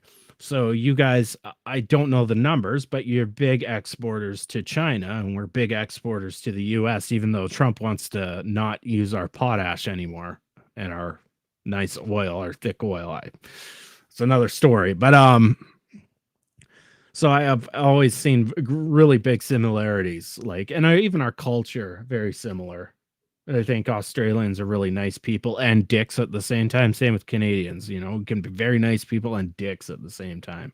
But yeah, no, like if I had initial capital, I'd go down there, get a iron ore plant, start mining it. I'd take out loans and local currency, pay my workers, and then send money back to my foreign shareholders in Canada. That's capitalism. And that goes back to Reagan Boychuk's question. Hey, you liked the music, didn't you? Thought it was good. Should do that more. I'm going to do it at the start of all the streams. It's going to be like that newsy, like, you know, like, oh no, shit, the world's falling apart. What? Then I need the stone cold what like button. I'm going to on my soundboard. What? I'll get that going eventually. Play some AC/DC or some Rush. I can't. So YouTube's so like aggressive about. So this is you're watching on Twitter X right now, but like this is actually going out on both X and YouTube at the same time. YouTube is super aggressive about copyright law, so I couldn't. Or I'd be playing like a lot of like Epic, but AC/DC Back in Black. How can you go wrong with that? And I'd be like playing it right off the old school record, like so you get that record sound, man. Back in Black. Best AC/DC album, right, AK? Don't say anything else, because that's the best one. Just classic. Absolute classic. You can't say otherwise. Go, Thomas, aren't you Canadian? Aren't you Canadian? I'm pretty sure something reminds me that you are Canadian. Hold on. And then we got, so AK, you're kind of half Canadian. I live in Alaska, but have Canadian neighbors. I'm one half Canadian and one half American. I feel sorry for you. Alaska. What part of Alaska do you live in? I'm in BC. I wanted to travel up. I forget where the northern part is in Alaska. So in the Yukon, so the province territory beside you in Alaska and right above BC, you can drive right up to the Arctic Circle. You can also do that in Alaska, and I wanted to do that. The bush. The bush. You're a true libertarian living in the bush. I knew it. You're a bush person. What do we got here? Tony, I have an interest to help Canadian oil. I would like to hear a short explanation. Canadian oil. Hoorah for Canadian oil. Potash. I can explain both potash and oil if you want. Oh, yeah, I'm sure you have a whole slide deck on it.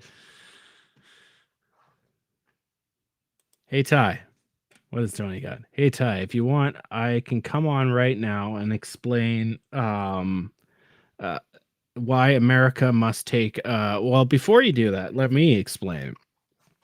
Because none of their fucking refineries can refine their own thin, crappy shale oil that they now produce, and they got to send it abroad, and they need our thick, beautiful Canadian oil to throw in the refineries. The sad part is we don't even have refineries up here. Our last, we got one here in BC in Burnaby. God, it's got to be like 50 years old. We don't want to build them, right? Too cost intensive. So we send our oil down there to be refined in gasoline. Then we buy our gasoline from Washington State here in BC. So it's just one big circle jerk. But you know, it does show how important that Canada and the U.S. are to each other and how symbolic they are. If Trump wants to say that we're the 52nd or 51st state, or how many goddamn states you have, fine, whatever. It's in a lot of ways, it's kind of true, right? Because down in the States, I've always found the states are very divided. Like their states, they're almost like their own little countries in a lot of ways. They got the whole hoorah America patriotic thing all through America. But you have your own like cultures in a lot of different states. And up here in Canada, you could say we're just like another state of the U.S., but we will never fly that flag. We just never will. We've actually taken a lot of them. We used to fly them like Canada. So in BC, we'd fly the BC flag, the Canadian flag, and the U.S. flag. Now imagine that, a country flying another country's flag and not doing it out of duress or being impelled to do it, doing it out of love and respect. That's really changed of late, which is too bad. It really is. I love BC in particular. Yeah, BC is beautiful. I love living here. So we have the ocean. We have all the surrounding islands along the coast. We have the North Shore Mountains, which have glaciers on them. So I can go from downtown Vancouver right up to Ski Hill in 30 minutes, depending on traffic, right? From sea level to nice snow. You drive up in the interior, up the Fraser Canyon, you're in canyon country, you get up to the plateau, you get into desert canyon or desert country, literally with rattlesnakes. So you move out of rainforest into a desert almost instantly, semi-arid, so Lillooet, Kamloops, Merritt. And then if you drive further up, you're in boreal forest, or if you drive to the east, you hit the frickin' Rocky Mountains, and it's just beautiful country traveling between Alberta and BC.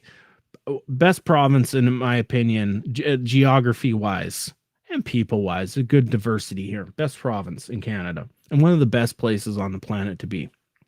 Anybody, I recommend you come to BC. It's just beautiful here. What else do we have? Part true. Oh, Tony is fact-checking me. Tony's like the new... so on Twitter... X, whatever you call it, we have community comments now, so everybody like polices everybody, and if you can become a community commenter. True, part true. The Americans' refineries in the northern states must use what comes from Alberta and Saskatchewan. It's called heavy sour crude. And then there's the second part. Here we go. There's the second part. The light sweet out of Dakotas goes south to Texas to get processed. Are they processing all their fracked stuff too? Because they export a lot of that. I can't manage it. So let me know. And then there's a third comment. Fact checking, Ty. I don't know about Chevron in America, but their influence here in Australia is terrible. We have Chevron gas stations all through Canada. So I don't know about like their oil operations. I just know about their retail operations for the gas stations. They got the Techron in their gasoline. I don't even know what Techron is, but apparently it makes their gasoline better than Petro-Canada or Shell. But Shell has like V-octane in it, which makes it better than the Techron that Chevron has. So, marketing. Anyways. What else do we got here?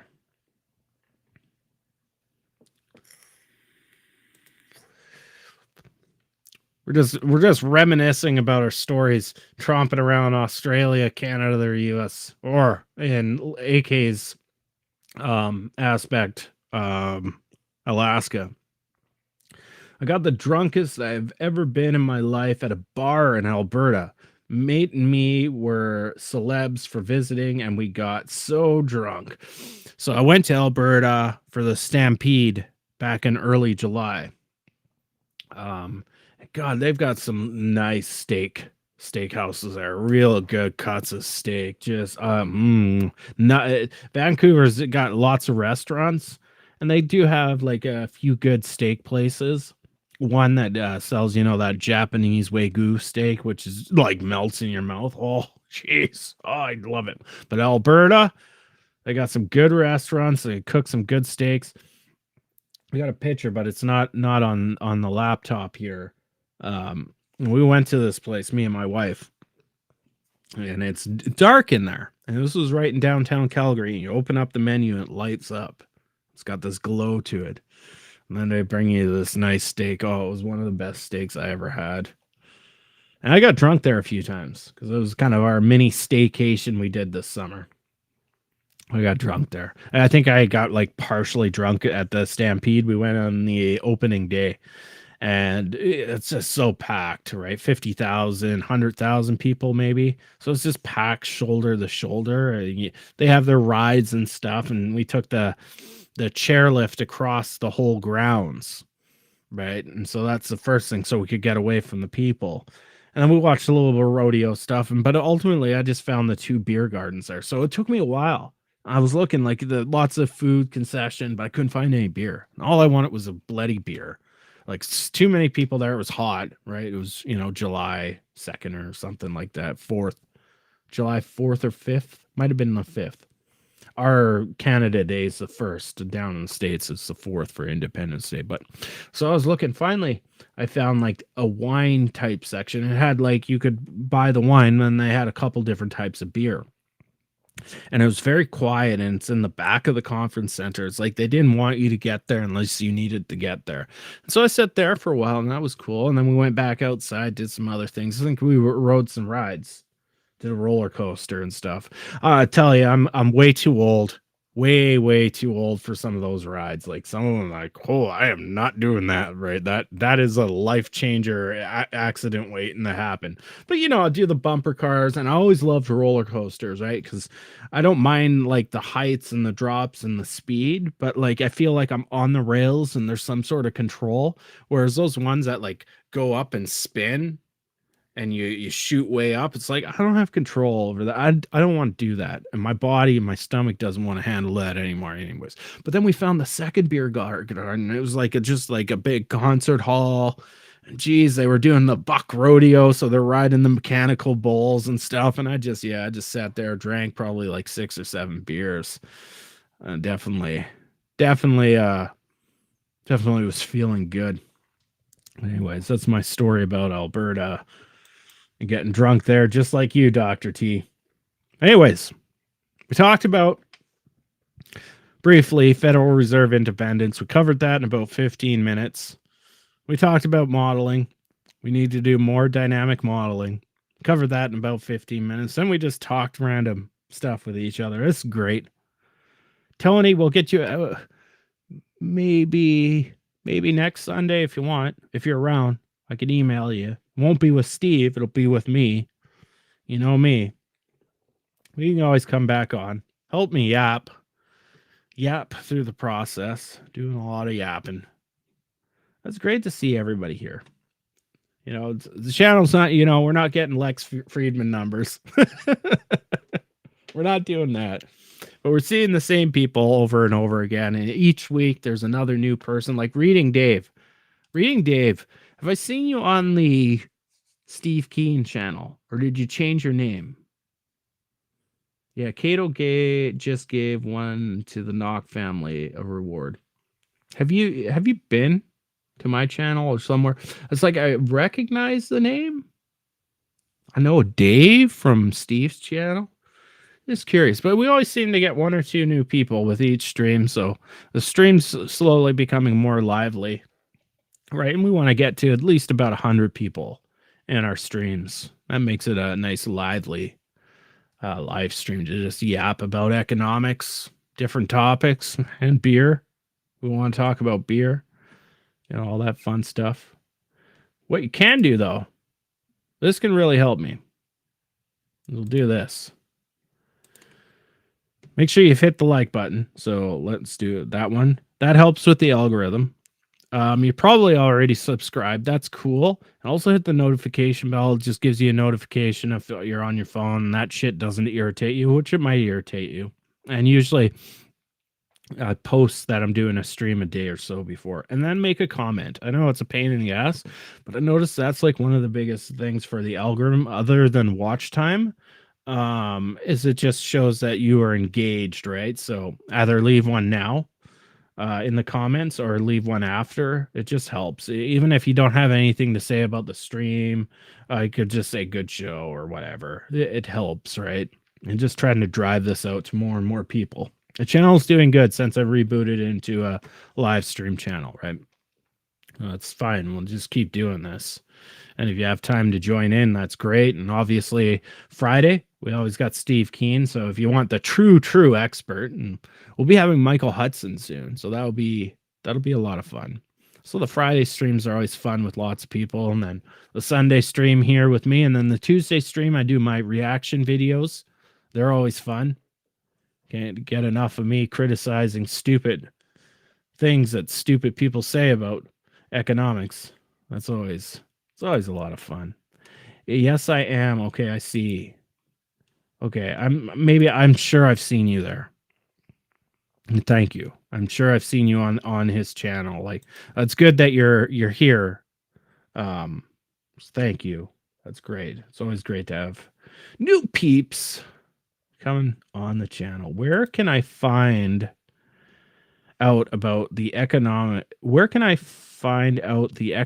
about having more than one currency in a nation?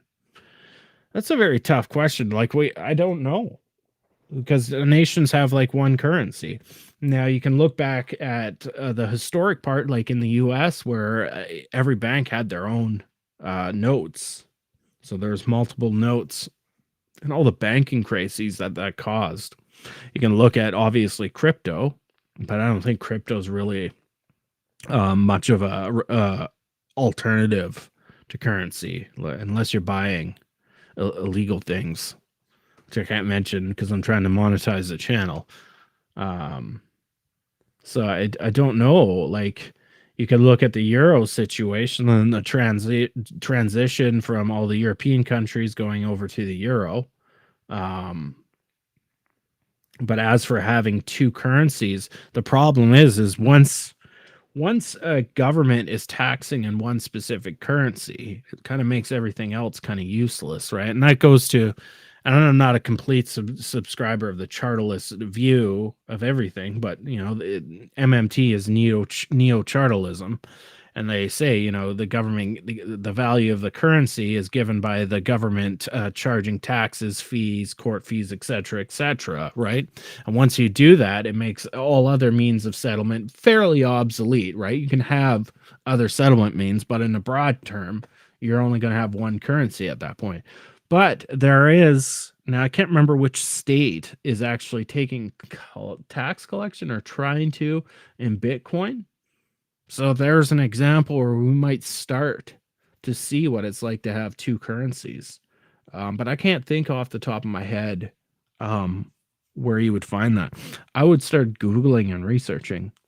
That's what I do. I've never addressed that because this is not a thing that I need to model. Like in the US, it's a US dollar and US credit, right? Anything else on the side would be like accounts payable and accounts, you know, receivable, right? So that's a form of firm credit, right? So it's like another currency, and like that's prominent. Each firm does that, you know. It could be net 30, right? And so essentially you're giving credit to your customer, right? And you've got another form of credit, right? So it's a kind of a broad question.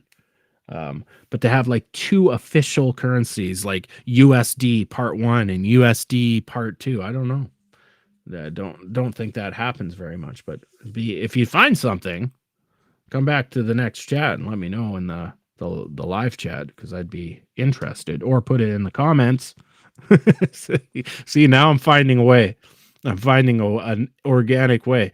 If you find a second currency and you find a paper about that, please come back and put that in the comments and say I did a good job and hit the like button. Costa Rica.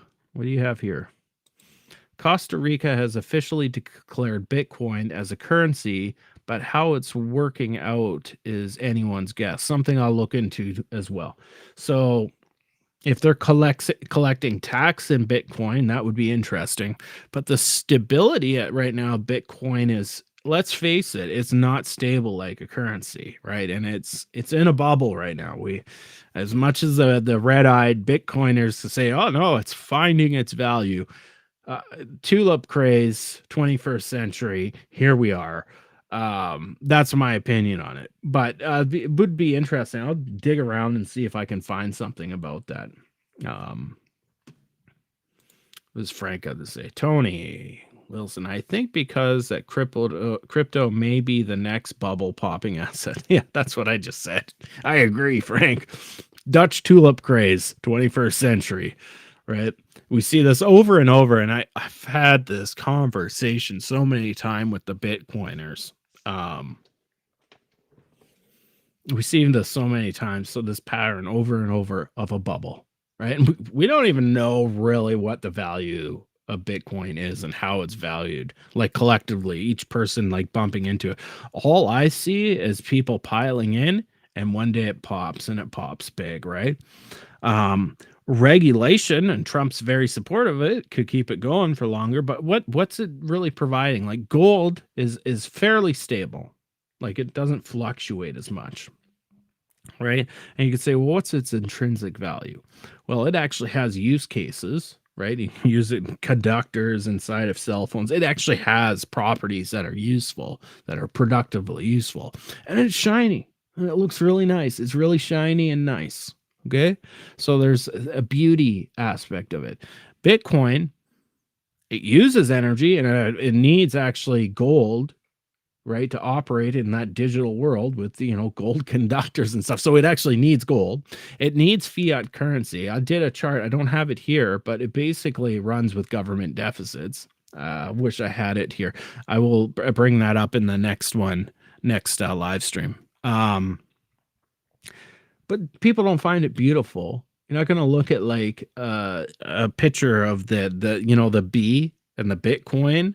You're going to look at that and people are like, oh, it's so beautiful. I'm going to buy that for my wife. I'm going to buy that picture. It's beautiful. She'll forgive me for not doing the dishes. That doesn't exist, right?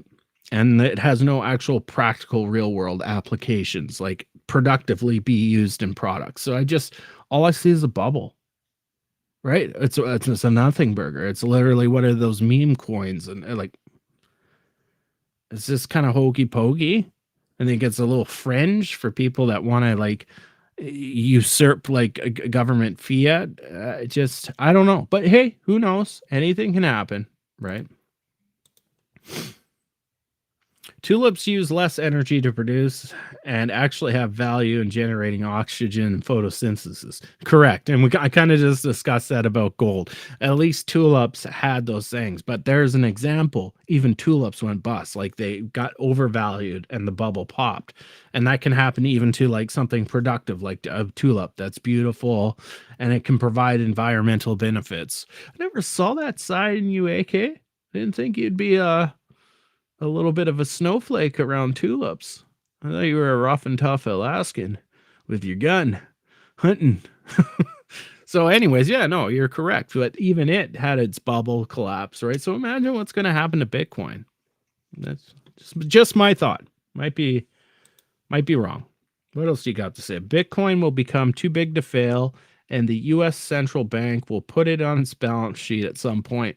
There's another possibility.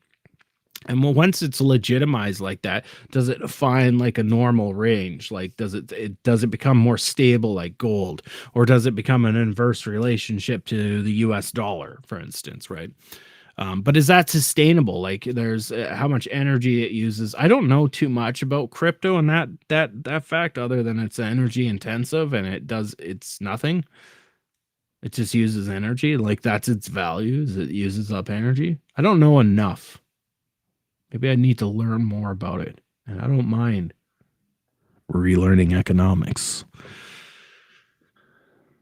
Tony, just saw a video on the tulip thing yesterday, and what blew it up was the tulip futures market that developed. Okay, so future markets are contracts for delivery in the future. So you make a contract and you say, I will accept this for such and such price in the future. And so those contracts could self-inflate over time in the future. And of course, people can't fulfill those contracts in the future and the bubble breaks. So that's good little context to the tulip story. Thank you, Tony. Reading Dave. I've heard Bitcoin is theoretically too small to use as a replacement to currency. I don't know. I just don't see it as a replacement to currency. So somebody said the other day they were bragging about Bitcoin being successful, and I made the old Dutch tulip analogy, and they said, "Oh, so you're going to say because they thought I was literally connecting it to the cycle of tulips, and it wasn't." And he's like, so you mean Bitcoin's going to lose all of 43% of its value in 3 years? That's what you're predicting? I'm like, no, because I don't know. I've never done that before. I don't even know how to begin to model it, to be honest, because there's no. So as a modeler, I do try to look at research papers, look at causation between variables, right, and suss things out, right? It might even be linear correlation, right? Looking for R values or some Granger correlation coefficients. There's not a lot of that empirical data yet on it, so I just don't know, and I don't want to venture to make any predictions. But what we've all seen is bubbles, and every bubble, people think, "Oh, this is never going to end. This is the next big thing, and this ride will carry on forever." Tony, like a Ponzi scheme, right? So that's the way my gut is feeling it. But I will admit, it's just my gut. I don't know. Right? It's very inductive, logical thinking coming from my part right now. That's what I feel it is. But who knows? Maybe it's like the next global currency, right? So if anybody watches this in 10 years, right, I'm hedging my bets. It could be the next big thing, or it could be the next big bubble. And we're somewhere down the middle right now, and I don't know which way it goes. But I'm leaning to one way. Whew, I should be a politician. But anyways. I think we're about done. We got to the end here. I think we achieved what we needed to achieve today. We got what we needed to get out of our system. I will be back on Tuesday to stream again, do a reaction video. It was fun. Tuesday at 1:00 p.m. New York time. Pretty sure. Anyways. Bye-bye. You are now relearning economics.